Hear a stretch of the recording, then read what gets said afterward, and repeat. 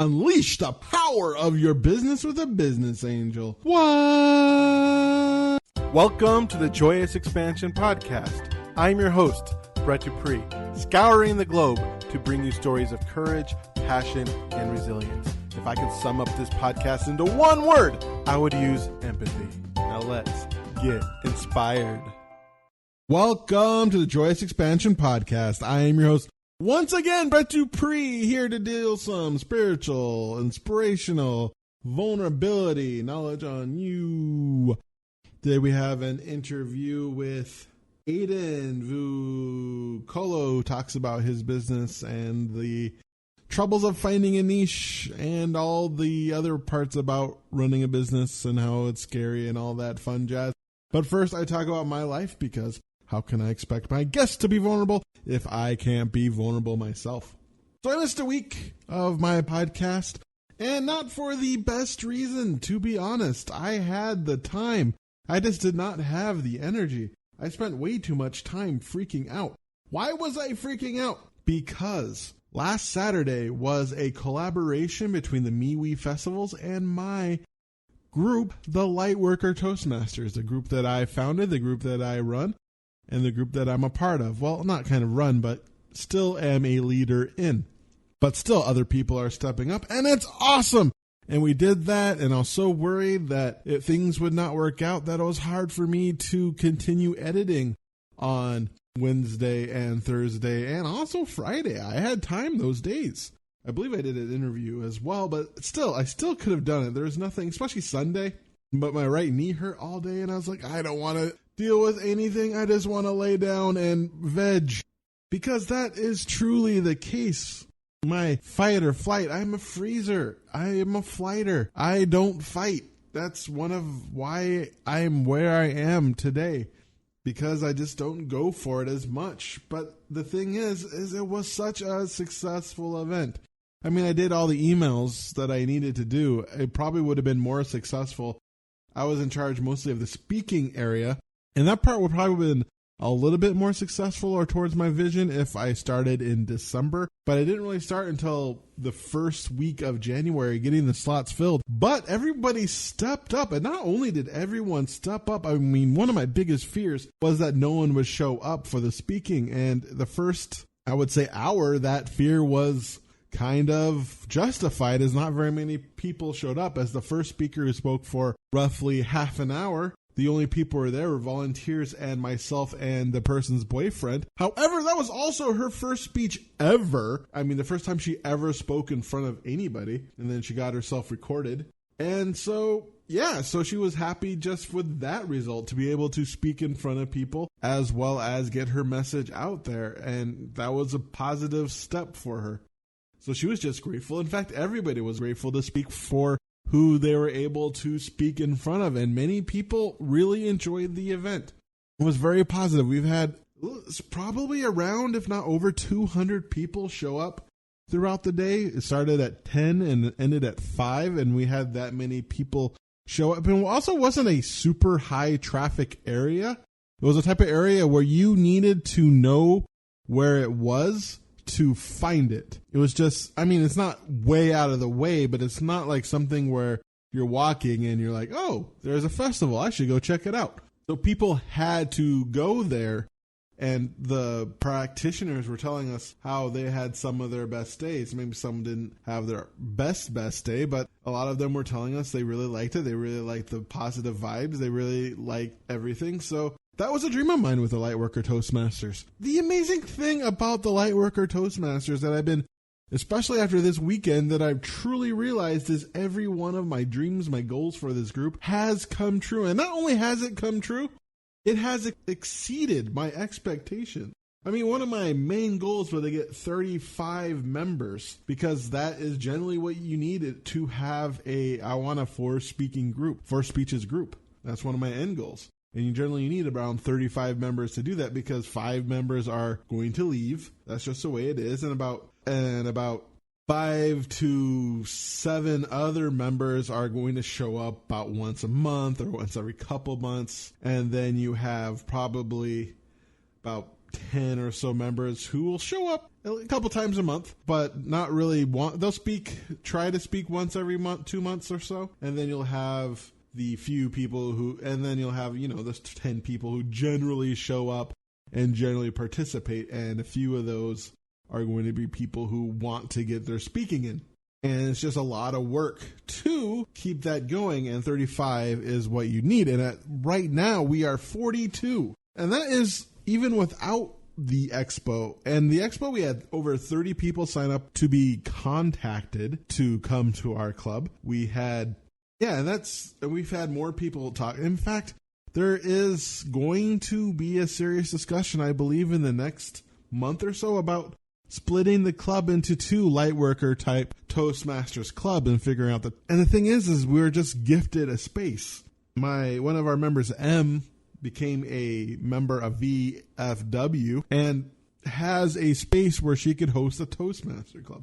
And that's the amazing thing about it, though it would be very dependent on M to keep it going in that space, but that will be hopefully a problem that we won't have to deal with in a year or so. If we get the club going, then working on finding a space after that, especially if they become a close-knit group like we become a close-knit group and we can become a community together, because that would be my vision for the next step of the Lightworker aspects of this subsection of Toastmasters, of wonderful people who are working on making this world a better place.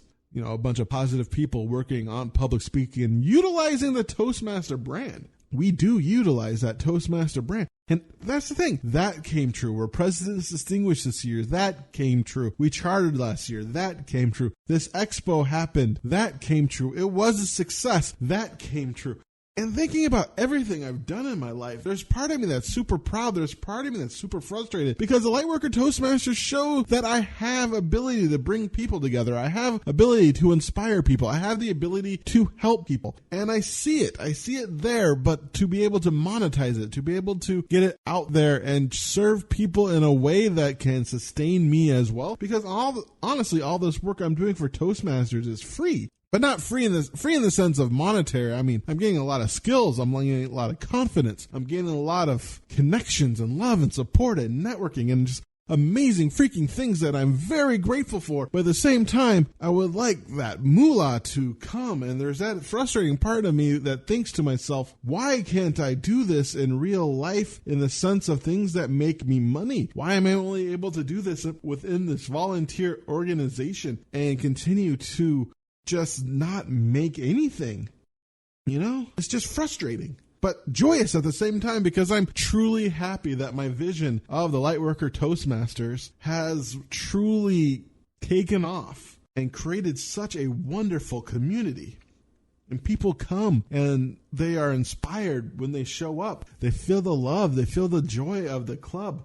And I don't have to do everything. When I first started this club, I felt I had to do everything, even though I didn't. Donna helped a lot. But when it came to contacting people, when it came to setting the tone, when it came to setting the energy of that club, that was so much work. I was so drained those first 10 to 15 weeks or longer. Plus, setting up how we're going to do evaluations, making sure we get people to both give things to improve and not just praise, because that's the important part of Toastmasters, is also getting people to help us try to improve and also teach people what makes a good speech as well, things to look for. And that had a lot of my work to do so, and that took a lot of my energy to do so. And I'm truly proud of it. I'm truly proud of what I did for the Lightworker Toastmasters. I'm truly proud, and now I really want to work on taking my business, what I do with that, to another level. But I'm not going to give up or anything on the Lightworker Toastmasters. That is working out so well for me, and it's wonderful, and I'm looking forward to going tomorrow. And I just love the club, and I'm very curious to see how many guests we get. I think we have a good chance for another 6+ guest day. I mean, remember beginning of the year last year, we averaged 6+ guests. It's not easy to always get someone to join, but I think we're going to be getting there. I honestly think we're going to be getting there. And speaking of getting there and going for it, I have an interview with Aidan Vuocolo. Aidan Vuocolo has spent the last 15 years working in and on businesses, all the way from a two-man cafe to the biggest professional service firms in the world. He has a passion for small businesses, having grown up directly in that environment. And now, here is my interview with Aidan Vuocolo. Hello, Aidan. Welcome to my podcast. Pleasure to be here. Thank you. Thank you for having me. So it says here that you've been an entrepreneur for around 15 years now, or helping businesses? Yes, I've been in the sort of small business space for the last 15 years, either in business or doing side hustles on the side. How did you get into that? Really, it goes back to when I was growing up. Dad never, in my eyes, had a typical job. For as long as I've been born, he ran his own business. So I've always had him as a role model, looking up to him and how he's sort of built his business. So he runs a medical practice. He runs and expanded to running too. So I always had that in the background of when I was growing up. And it was just using that as inspiration to had a few failed ventures when I was quite young. One was a turf farm, which some cows ate in the end. And one trying to sell silk, growing silkworms. Waited too long for a mulberry tree to grow because silkworms eat mulberry leaves. And that sort of venture went by the wayside. But I always had this sort of entrepreneurial streak and wanting to start my own thing from a really young age. And it was really my father who showed me the way, essentially, and gave me that sort of beacon to aspire to be like him. That's really cool. What was it like first starting your own business? Look, I mean, a lot of struggle to begin with. Even with the podcast that I have at the moment, still learning that whole process. But it's the sort of common fact throughout all of it is really just connecting with small business owners one-on-one and just having deep and meaningful conversations with them and trying to support them that I can, because it's such a tough industry. To start your own business, you need all the support you can get. That's very true. Did you get support when you first got started? I've had a few mentors in the past that really has just been, I've had one formal mentor and the rest have just been through discussions that I've had with other people that have sort of, in essence, donated their time to be helpful. So I've definitely had some guidance throughout that process, bouncing ideas off, really sort of getting an understanding of what to look out for. What was the best advice you ever gotten? The best advice probably, to be honest, probably came from my father. So a couple of years ago, I wanted to start my own cafe, and Dad was quite supportive, but he gave me a list of about 50 things to consider. So he, spent the time to go through that list, one, to write it up, and for me to sort of tick things off that list. So that was really valuable to see it from multiple angles and to go, okay, was this something I really want to do, or is this just, am I doing this for the right reasons or the wrong reasons? That's really good advice. A lot of times when we get an awesome idea, we can kind of like, the shiny object. Mm-hmm. Yeah, it's definitely something that I've got to keep in mind as I go along, not to get distracted too much. And because you sort of have these ideas and you think, oh, that's going to be a really cool idea. And then you sort of begin, and then a week in, a month in, you go, oh, there's some other idea, because you sort of hit a roadblock in the beginning of that idea, because you don't, or at least I find, it's hard to know because there's a lot of initial momentum that you need to an idea off the ground to actually put effort into it and to overcome those challenges. And sometimes it can be easier just to find a new project or a new idea to go off and begin. So that's something I've got to keep in the back of my mind, not to get distracted. Had an opportunity a couple of months ago from a friend who pitched an idea. And initially I thought, oh, this would be a really, really good way to make some money. It was some laptop stands that were really cheap to make, but had high quality as well. And I ended up having to go back to him and actually say, I don't have the time or the resources to dedicate to this idea, but it's definitely something it's a constant battle to really keep that in the back of your mind and go, okay, well, I've got to be focused and not get distracted. Asking for help can be very vulnerable. How did you learn to be open up and be vulnerable for stuff like asking for help? I still struggle with it to this day, being able to sort of put my ego aside and to reach out to people who are more knowledgeable than me. It's honestly, it's been a process.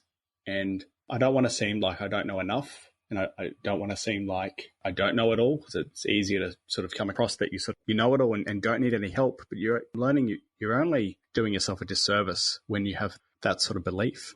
And so it's humbling to ask people for advice and for help. But what's helped me overcome that is just to practice it. And just asking for little things is a good way to start, whether it's catching up with a mentor or catching up with a boss and just having a discussion of where I'm struggling in my life, what I need assistance with. What got you into running your own businesses to giving the desire to help others with theirs? I think it really boils down to, I think if I had to go, and I've been reflecting on this a bit more recently, I had to dig deep and to really uncover why. I think it's in part of me just wants to help my dad with his business. I think that's a big factor. And to be able to help, helping others is sort of a way to help him in a sense. It's core to who I am. And it pains me to see many small businesses fail within the 1 to 3 years of opening up. So to do anything I can in my power, and I've got a responsibility, or I feel like I have a responsibility to help these businesses out. It's something that stems from my childhood in wanting to help Dad in his business that has just expanded to help others in theirs. What is the biggest mistake people make when they first start a business that causes the close within the first 3 years? I think the biggest mistake is not having clear understanding of their numbers. So when I say the numbers, I mean the financial performance of a business. Cash flow, or cash itself, is critical to keep a business running. If you have enough cash, you can often get over the humps and the downturns. But if you don't have a clear grasp of how much money is coming in, how much money is going out, and where it's going, and monitoring it at least on a weekly basis, you're really doing yourself a disservice. It can become quite hard if you don't know where that money is going. And, when you've got big bills coming up and then not being able to forecast or budget for upcoming expenses can really catch you by surprise. I was working for a cafe. It was 2 owners, and they went for about a year. They were slowly losing money, and you could see over that period of time the quality of service that we were providing and the quality of food that we were getting was going down. And it was only really a matter of time before they closed up shop, and to this date they haven't reopened. But that there came from an inability to really have a good grasp of the financial performance running behind the business. So that's definitely something that does come up quite often. Yeah, a lot of people have a mental block with money, especially since I interviews a lot of spiritual entrepreneurs as well, especially those people who really want to help, really don't want to deal with the number aspect of it. Money can be perceived as evil sometimes, but really money is really just a facilitator to be able to do more of what you do and to be able to give more back. Because if you don't have enough for yourself, it's very hard to give continuously to others. So I view money as more of a facilitator. It's not the end goal, but it's a way to sort of deliver on what you promise, to deliver a service, to deliver a product to other people. Money helps you facilitate that whole process. Definitely. It says on your business page that you're a business angel. That's just really just around helping small businesses sort of systemize their business and sort of save them from financial hardship. Can you talk a little about niching? Getting down on your niche? Because I find that to be very hard to do, because especially if you want to help everybody. Yeah, that's slowly focusing in more so on that at the moment. But really, if I had to define my niche, it'd really just be up entrepreneurs and business owners making anywhere between 100,000 to about $1 million in revenue. And if I niche that down again, the industry that I'm quite passionate about and been involved for the last 15 years is hospitality. That's sort of the area I'm working in at the moment as part of my day job, but also have an interest in doing that outside that as well. But it's definitely hard to begin. When you begin with, like you said, you sort of want to serve everyone. It becomes quite difficult to be able to serve everyone because you don't have an understanding of what everyone wants. In essence, you serve no one because you can't tailor your message to that. So it's really, for me, some people know exactly what audience they want to go after and some people don't, but it's really just over time making it tighter and tighter, that sort of niche or that market you want to serve. That's what I've been learning over time. Had a few people that were sort of pre-revenue, and through that experience, I found that wasn't really the people that I was best served to serve. So it's only through sort of failures and going too broad that you realize what you don't want, and then you slowly cut down and niche. But it's definitely been a process and something that I'm continuing to refine over time. One thing I've always heard about niching is it really helps you to learn how to market. But one thing that you just mentioned made me think, not only does it help you to talk to your prospective clients, it also narrows down what you can help them with so that you can become more and more of an expert on that specific subject. Yeah, correct, niche. Definitely. And that the two really go hand in hand. It's, what you do and who you serve. And sometimes you can serve a broader market, but you're really niching down on what you do specifically. So you might be able to serve a number of industries. You really specialize in how you serve them. Or you might serve one industry, but you sort of have a more general approach in what you do. So and then you could have a mixture of the two. So there's sort of two levers you can pull on. Gives me something to think about.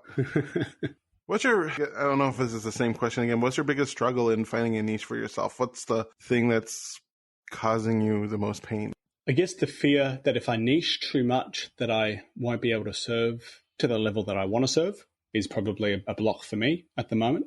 Not wanting to limit my options by niching. And I feel that if I don't niche or, don't put in enough effort to really uncover what that niche is, that I'll be able to serve more people. But it's the opposite that I'm finding, that it becomes harder when you don't niche because you have too many options and you don't know who you're going to serve. So it's something I go back to, and I've been going back to slowly just refining over time of, okay, well, these are the just types of people I really want to support. and then finding ways to do that. The fear for me is, what if I become too specialized? And, how do I combat? Yeah, listening to you talk about it, it really makes me notice how counterintuitive the entire process is, because you want to serve big. To serve big, you have to narrow small, because that increases the amount of people you can actually serve. Yeah, exactly. And people know sort of who, what market you're best in serving. And it becomes easier for them to refer you on, because they know, okay, well, an expert in this area, or you're an expert in doing this thing for this business. It becomes a lot easier then for people to refer. But when you're too general, it becomes a lot harder, because you're like a tool. What tool do I use you for? If you're too general, if you're, an all-in-one tool, then it becomes a lot harder to go, okay, well, who do I actually give you to? Are you the best tool for the job, or are you just a tool that can do many jobs? That's sort of the analogy that I would use. And that's something I'm learning. You just don't have enough resources. As a solo entrepreneur, you don't have enough resources to serve everyone. And so you're forced to, in essence, niche down. Otherwise, you burn out and you sacrifice yourself in the process. That's a good question. How do you deal with burnout? I mean, you have a full-time job, you said, and you have this also business that seems to be your passion. How do you not overwork yourself? I go through phases. When I'm learning, recovery is quite important. And recovery could be anything from doing yoga, doing meditation, to exercising, and sometimes just laying and doing nothing at all. Doing nothing, not even going on your phone, literally just lying for 15 minutes, half an hour, staring at the wall or staring at the roof on my bed seems to help me not burn out. And I guess I would also say that getting enough sleep is imperative. Getting at least a minimum of 7 hours sleep each night has definitely helped me recover, because I notice when I get 7 hours or less, my performance declines, I'm slower, I'm not as sharp, and that really just impacts the whole day. So just getting that extra, having a standard basically, or having a habit that getting at least 7 hours plus a night of sleep is definitely a good way to recover and to avoid burnout doing it that way. Having time off that you schedule in that you can look forward to, where you're not working on the business, you're not doing anything in a productive sense, you're really just taking time out for yourself. And so I've done that recently, taking a few days off, a bit of annual leave from work, just to be able to just a bit of downtime. And video games is something I dabble in as well, just to zone out and do nothing for a little bit is useful. Everyone's going to find their own way to sort of recover. But I think recovery is such a big part of avoiding burnout, because you can work yourself into the ground. You can work 100-hour weeks, but there's better ways to go about it. And often you find you can almost do more with less time when you give yourself more time to recover. That makes sense. So another aspect of being open and vulnerable with people is your actual clients themselves. So have you found being more open? How do you find opening up to your clients, and is there a benefit for doing so? Yeah, there's a huge benefit in doing so. It's something I've learned over time the last couple of years.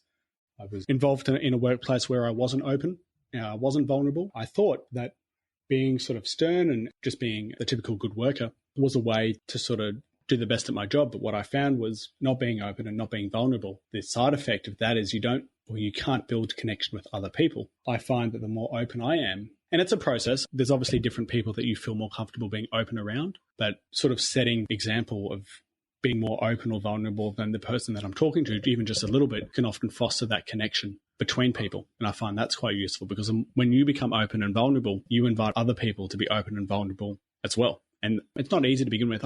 It's definitely for me I think for me, being open and vulnerable was just having a conversation more than how's your day going? Okay, good. And then continuing that conversation. So that's sort of where I began. I sort of began at that base level of just having a conversation that's a little bit more open than having a good day, being more curious and sharing more of what's on my mind has helped. And I've just developed that over time. But I struggled with that for years, probably about 4 or 5 years, just being quiet and not being able to sort of closing off from other people, because I was ashamed at what I was doing on the weekend, which at the time was playing a lot of video games. And I didn't want to share that with other people because I was worried that I'd be judged by other people. So when people asked me, what did you do on your weekend? I would respond with nothing, as a way to sort of end the conversation there, because I didn't want to talk about my addiction to video games and didn't want to have that discussion. Oh, yeah. It also can cause just that feeling of shame. And that feeling of shame really doesn't help you really connect with people and serve them. I remember, especially when I first got started in doing this, I always wanted to create like an illusion that I didn't have a side job. But that really didn't help me connect with people. That just made me feel shame when I was trying to build my coaching business and this podcast and things like that. And now I'm open up that, in my day job, I'm a software tester. And at nights I do podcasts and reach out to people and speak, because just being open helps and makes it so I don't disconnect myself. I had a similar experience when I was starting up Stories Behind the Grind and the podcast as well. I didn't really mention it to anyone. I sort of kept it on the side, didn't talk about it. I found that people often curious about it. And the more you can sort of share what you're up to, because everyone loves connecting with other people. We've all got similarities between us, even if we think our situation is unique. Chances are someone has experienced something similar or knows someone that's experienced something similar. So it's a really good way when you share about your experiences that it's often a good way to foster similarities between people. And then that's sort of where friendships begin and start and grow. It all comes back down to not hiding away from what you do, even if you think that no one will care or people will judge you or that feeling of shame. So speaking of opening up, tell people a bit about your podcast. Yes, the podcast is called Stories Behind the Grind. So what I do is I interview subject matter experts in a number of fields: marketing, mindset, leadership, systems, and a way of just distilling their wisdom that they've sort of learned over the years to be able to give that to small business owners. So to give them the best chance at success. Interviewed people all over the world, the best in their fields, distilling their wisdom to help others. So that's the sort of purpose behind it. I've been doing that for about 2 years now.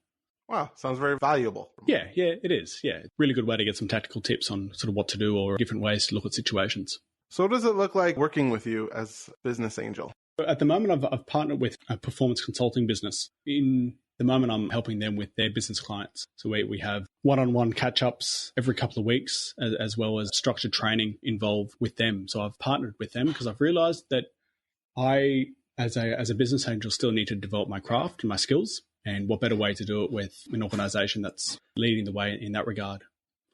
Cool. What do you like most about what you do?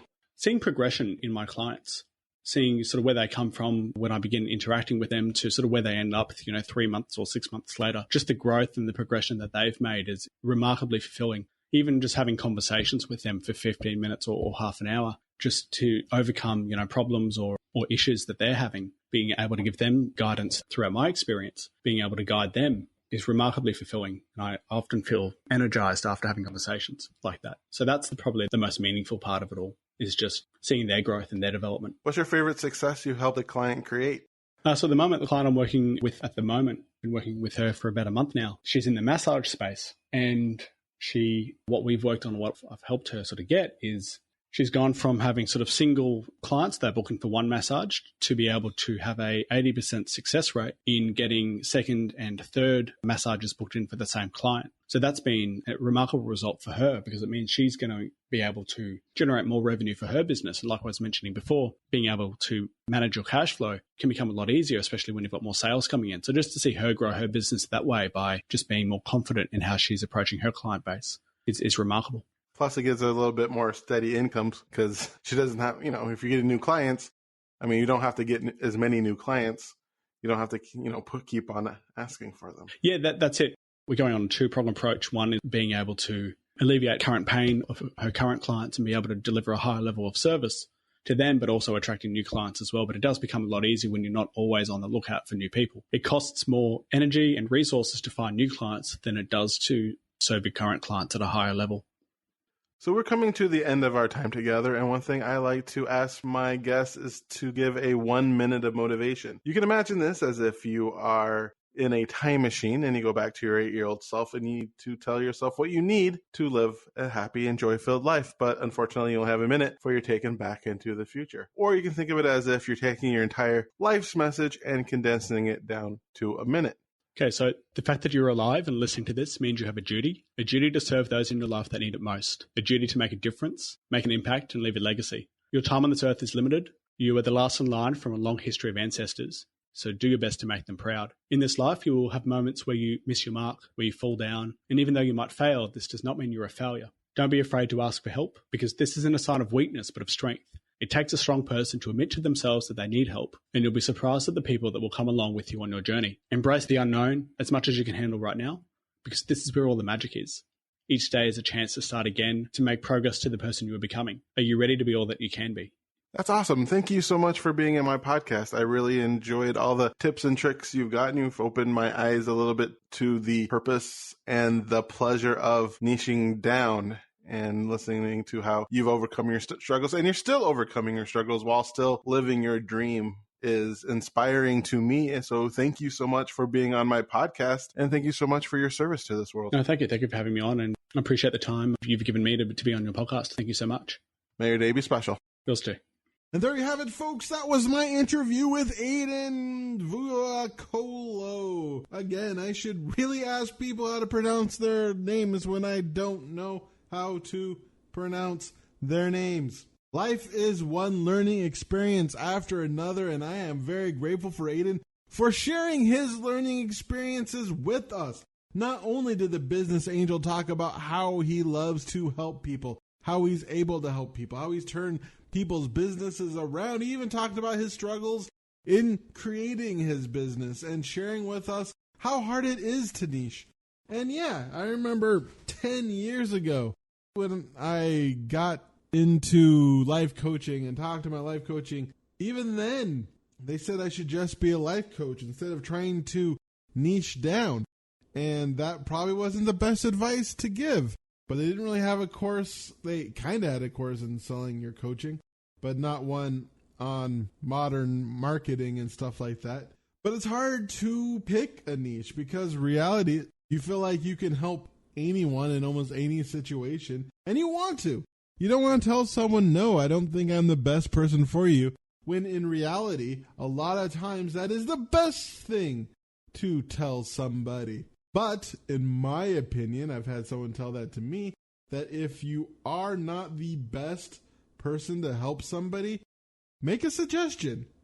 I am more advanced. I need you to do these things, and then I could help you. So that the person doesn't just feel like you're rejecting them, giving them a reason, someone else. Oh, I am not the best person to talk to female jugglers, but I'm sure out there's a female juggler coach that is right for you. And if you happen to know a female juggler coach, then point them to that person who teaches females how to juggle. I know I would be a terrible female juggler coach. I'd be like, look at the balls, look at the juggler things, the pins. I'm thinking of bowling pins. I wasn't trying to make a sex joke with look at the balls because, you know, jugglers juggle balls. Juggling was probably not the best. Anyway, yes, I really appreciate talking about that and how difficult it is to find a niche, to narrow yourself down to who you can serve and who you can best serve. And the more you're able to niche, the better you are able to explain what you do and who you can help. So if somebody listens to you and says, oh, you are not good for me, but I do know somebody who you would be perfect for. And if you're like, I help everybody with everything, they'll be like, okay, that's wow. And that will be the end of that conversation. So if you want to invite the Business Angel to work his magic on your business, you can find out more about Aidan and stories behind the grind. Go to aidanvuocolo.com or search for Stories Behind the Grind. That will be in the show notes. And also, he has a free guide, which will also be in the show notes. Boosting your cash flow. Who doesn't want a boosted cash flow? I know I do. So thank you once again for listening to the Joyous Expansion Podcast, episode 58. I am Dupree, your Joyous Expansion life coach, champion of authentic joy, and catalyst of transformation for the Church of Awesome. If you like this, of course, it would be a great help for you. Leave you a review anywhere you're listening to it. iTunes, Stitcher, star it, share it. That would be amazing, and I'd love you forever. If you want to email me for any reason, you can email me at BRE2TsDPR2Es@joyousexpansion.com. You can also check out joyousexpansion.com. You can also find me on Instagram, Joyous Expansion, Twitter at Joyous Expansion, Facebook at Increase Your Joy, bad SEO there. And that is it for today. Once again, I remind you to be joy, to be love, to be awesome. And now play that jingle. JoyousExpansion.com JoyousExpansion.com Come and say hello to Brett Dupree. He is an inspirational life coach. Good for you and good for me. He turned my life from grey to blue. I'm sure he'll do the same for you. Get in touch and you'll see your life will change dramatically. JoyousExpansion.com JoyousExpansion.com Yeah.